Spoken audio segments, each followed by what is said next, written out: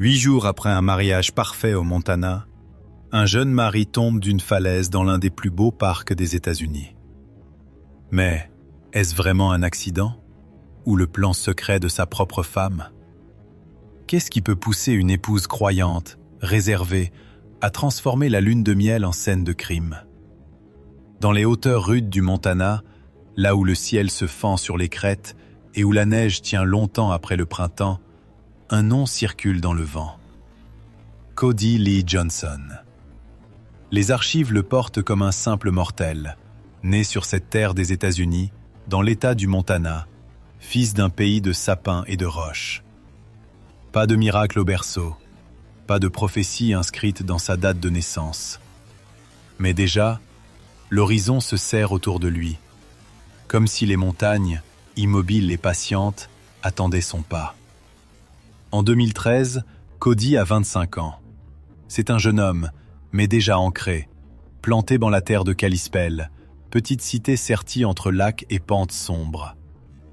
Il vit là, au milieu des routes larges et des parkings d'asphalte, entre ateliers, lotissements et silhouettes lointaines des sommets. Sa maison se dresse comme tant d'autres, simple, modeste, mais pleine de rires, de projets, de discussions parfois tardives autour d'une table de cuisine. Il travaille comme mécanicien chez Nomad Global Communication Solutions, une entreprise de la région. Le métal le connaît. Les outils reconnaissent sa main. Sous ses doigts, les câbles s'ordonnent, les structures se redressent, les systèmes essentiels prennent vie. Il est de ceux qui réparent, qui font tenir ensemble ce qui menace de se défaire.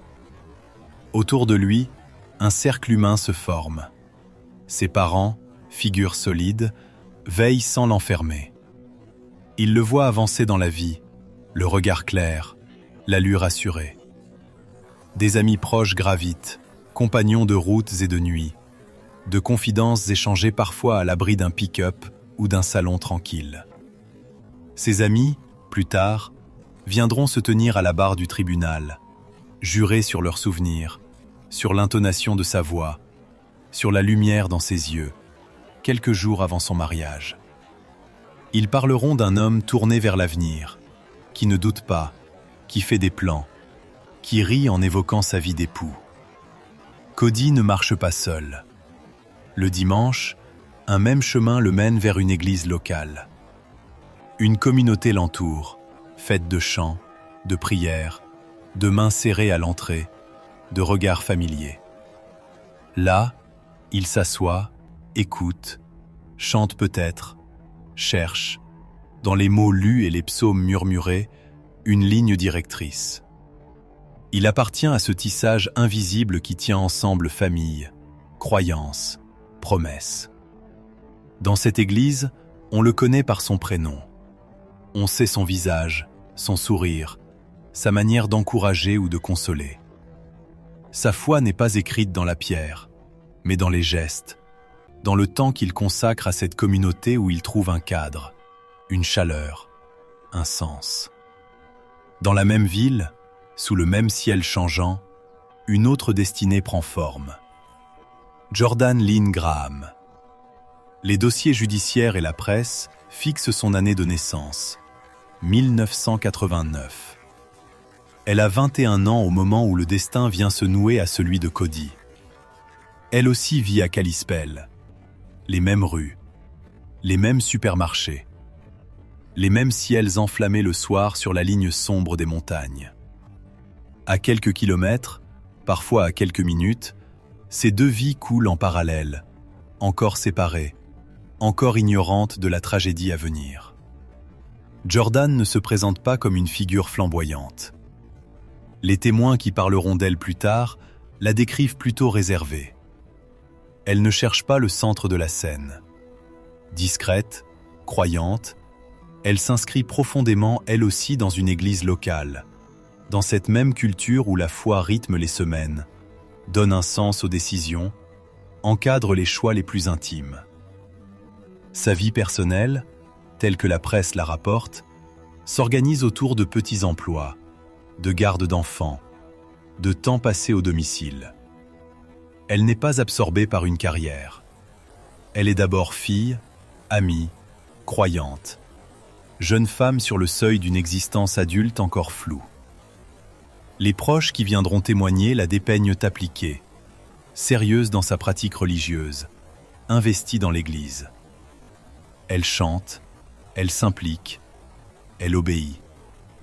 Elle écoute les enseignements répétés chaque semaine sur la pureté, la fidélité, l'obéissance à Dieu, la valeur sacrée du mariage. Ces mots ne glissent pas sur elle. Ils s'enfoncent, s'impriment, tracent des chemins étroits dans lesquels elle tente d'avancer sans dévier. Avant que leur nom ne soit enlacé sur un acte de mariage, Cody et Jordan se fréquentent plusieurs années. La presse locale et nationale évoque une longue relation, une cour prolongée, commencée alors qu'ils sont encore très jeunes. Plusieurs années de rencontres, de sorties, de discussions dans les parkings, après le culte, dans les salons familiaux, sous la lumière froide des néons ou le clair-obscur d'un crépuscule d'hiver. Ensemble, ils grandissent. Ensemble, ils se construisent une image de l'avenir. Dans cette relation, la foi n'est pas un simple décor, elle est un axe. Dans leur communauté, le couple ne se définit pleinement qu'au moment du mariage religieux. La chasteté avant l'union est une valeur annoncée, répétée. Le mariage n'est pas seulement une cérémonie sociale, il est une ligne que l'on franchit en portant sur ses épaules les regards de la famille, du pasteur, des amis, de Dieu lui-même. La pression est là, diffuse, silencieuse, mais lourde. On attend d'eux qu'ils se marient, qu'ils forment un foyer solide, exemplaire, pur.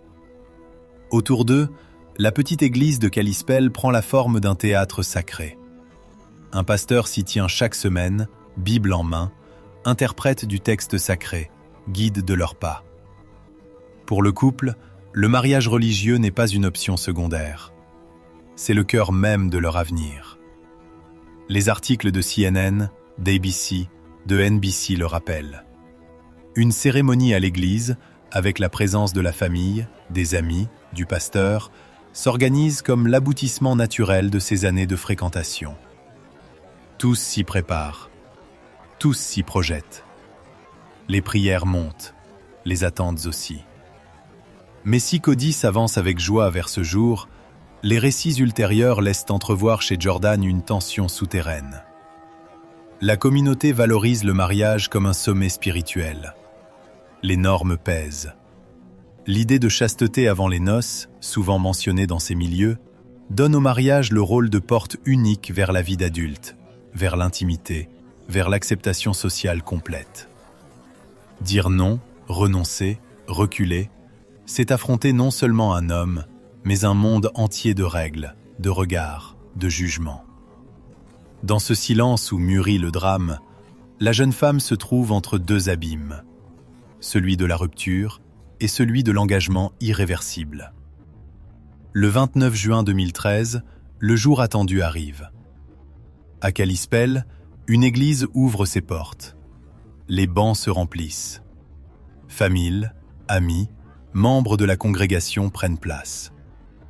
Les journaux citent cette date comme le moment précis où deux destins deviennent officiellement un. Le nom exact de l'église varie selon les sources, mais le cadre est clair. Une nef, un autel, un pasteur qui attend les mariés avec la Bible et les vœux. Des témoins se tiennent prêts, demoiselles d'honneur alignées, familles proches au premier rang. L'assemblée bruisse, chuchote, se tait. Des appareils photos guettent chaque geste. Les photographies de ce jour, plus tard étalées dans les médias, montrent les sourires figés, les robes, les fleurs, les regards tournés vers l'objectif. Elles deviendront, après coup, des images hantées, car chacun sait ce qui suit. Mais pour l'instant, elles ne sont que cela, des instants volés à la joie. Cody apparaît radieux, selon les témoins. Des amis affirmeront qu'il semble heureux, enthousiaste, presque incrédule d'être enfin à ce jour espéré. Il avance dans l'allée comme un homme prêt à construire, à se donner, à protéger. Jordan, elle, est au centre de tous les regards. Certains invités, plus tard, raconteront à la barre l'avoir trouvée distante, nerveuse, en retrait. D'autres diront qu'ils n'ont rien remarqué, que sa réserve habituelle se confond ce jour-là avec une gêne naturelle, avec l'émotion. Les médias rapportent ses perceptions. Elle sourit, mais parfois son regard s'échappe. Elle tient son bouquet, prononce les mots attendus, mais une tension traverse certains témoins. Ils ne savent pas la nommer. Ils ne savent pas encore quel poids pèse sur ses vœux. La cérémonie se déroule. Le pasteur parle. Il proclame l'union, fait résonner les anciennes paroles sur l'amour, la fidélité, la mort qui seule doit séparer. Les alliances glissent sur les doigts. Les mains se serrent. On déclare devant Dieu et devant les hommes que Cody et Jordan sont désormais mari et femme. Les voix s'élèvent pour bénir, applaudir, chanter. Le flash des appareils accompagne chaque baiser, chaque étreinte familiale. La légende s'écrit à l'instant même où la tragédie commence à se nouer, invisible, derrière le rideau des sourires. Après la cérémonie, vient la réception. Une salle, peut-être attenante à l'église, ou un lieu réservé de ma ville, s'ouvre aux convives. Les articles évoquent un mariage classique. Repas, discours, danse. Des proches lèvent leurs verres, racontent des anecdotes sur Cody, sur le couple, sur la manière dont ils se sont rencontrés, sur ces années de fréquentation. La musique joue, les corps se balancent, les rires montent jusqu'au plafond. Sur les photos, Cody serre ses amis, entoure Jordan, salue, remercie. Il rayonne, disent ceux qui étaient là. Il parle de l'avenir. Il se voit déjà bâtir une maison, une famille. Pour lui, la vie commence. Mais pour Jordan, ce début ressemble peut-être à une clôture.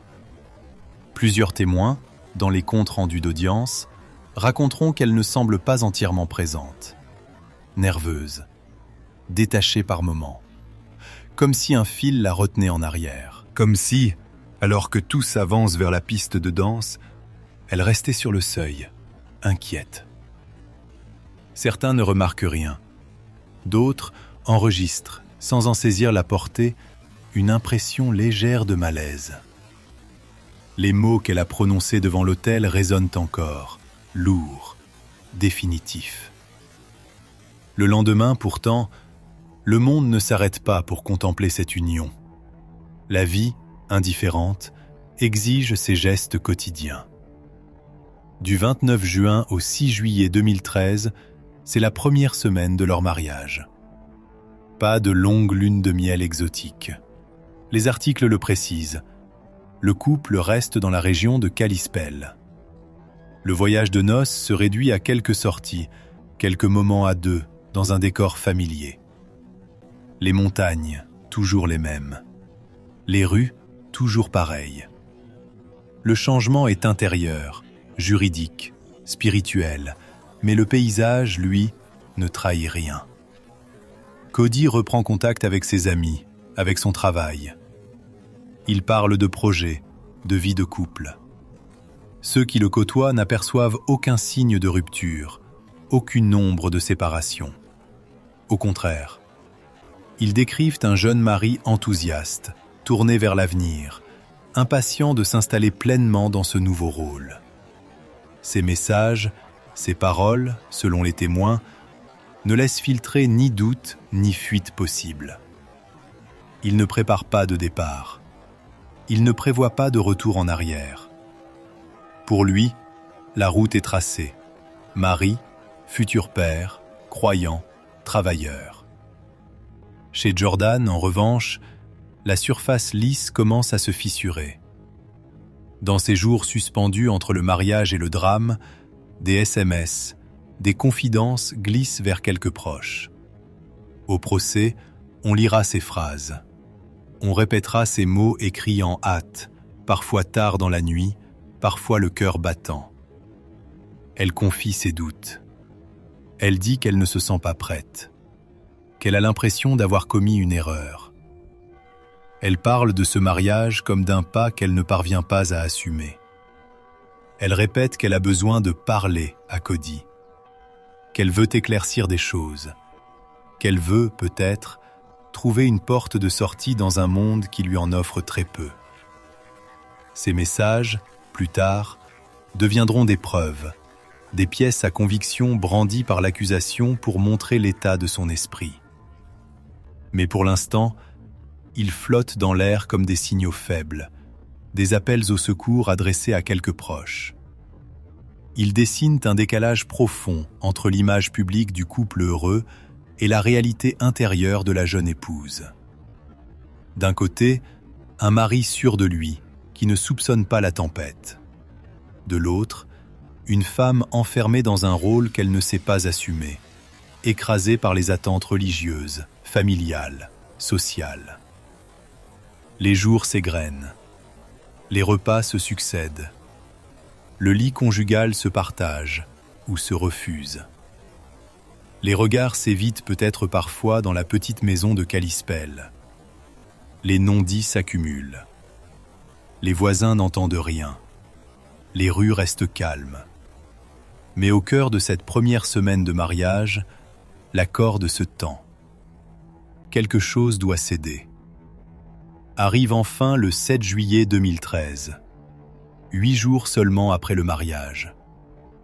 8 jours pendant lesquels les alliances n'ont pas eu le temps de s'user, où les photos de noces traînent encore sur les tables, où le bouquet n'a pas totalement fané. Le soleil se lève sur Kalispell comme un autre jour d'été. Le calendrier ne crie pas l'alerte. Pourtant, dans la trame invisible des événements, ce jour porte déjà la marque du drame. Cody vaque à ses occupations. Il échange ses derniers messages, ses derniers appels. Des amis, des collègues se rappelleront plus tard ses contacts. Un texto, un coup de fil, une conversation brève. Rien d'alarmant. Rien qui annonce une disparition. Il parle travail, projet, petites choses ordinaires. Personne n'entend, dans sa voix, la moindre note de pressentiment. Jordan, ce jour-là, est au domicile conjugal, à Kalispell. Elle aussi envoie des messages. Certains, plus tard, seront exhumés dans les dossiers judiciaires. Échanges avec des proches, questions, phrases elliptiques qui prennent une autre allure une fois la tragédie dévoilée. Peut-être parle-t-elle encore de ses doutes, de son malaise. Peut-être se tait-elle, laissant ses pensées tourner en rond dans les pièces de la maison. À ce moment précis, aucun document officiel ne révèle un projet criminel. Rien dans les registres ne décrit un plan froidement arrêté. Plus tard, on saura qu'en ce 7 juillet, le couple quitte Kalispell pour se rendre vers le Glacier National Park. Mais pour l'instant, au cœur de cette journée, avant le départ, les dernières heures connues ne portent que la marque de l'ordinaire. Une maison, un jeune couple, un été montagnard. Et au loin, immobile, gigantesque, le parc qui attend. Là-haut, au nord-ouest du Montana, près de la frontière canadienne, s'étend Glacier National Park.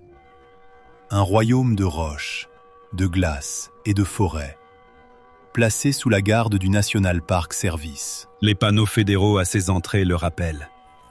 Ce territoire appartient à tous, mais obéit à des lois particulières. Ici, les crimes relèvent de la justice fédérale. Ici, les enquêtes portent l'empreinte du gouvernement des États-Unis.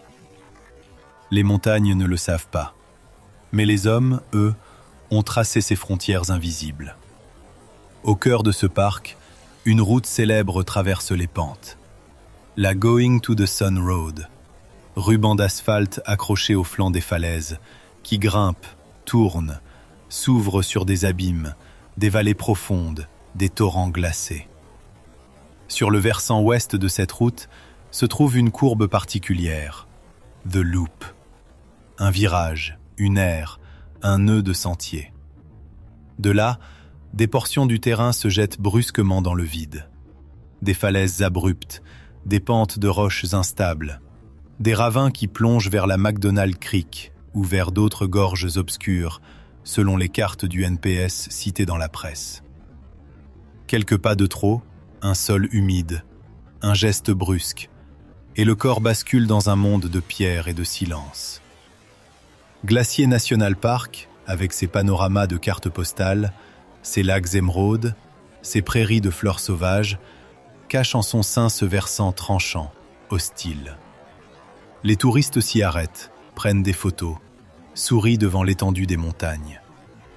Peu imaginent que ce décor majestueux deviendra le théâtre d'un drame conjugal, que la roche, indifférente, gardera le corps d'un jeune mari quelques jours avant de le rendre aux hommes. Dans ce cadre, la compétence des autorités change de visage. Un crime commis ici relève de la juridiction fédérale. Le FBI peut intervenir. Le US Attorney's Office pour le District of Montana peut porter l'accusation.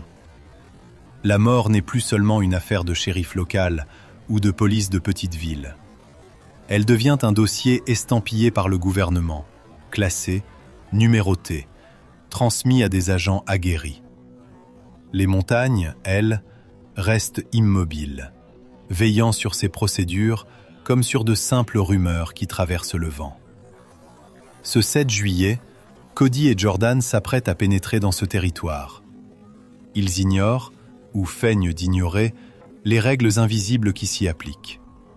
Pour eux, c'est une sortie, une journée au parc, une escapade à deux, peut-être pour parler, pour respirer loin des murs de la maison, loin des regards de l'église, loin des questions répétées des proches. Dans la voiture qui quitte Kalispell et file vers les sommets, deux destins s'assoient côte à côte, l'un confiant, l'autre traversé de doutes.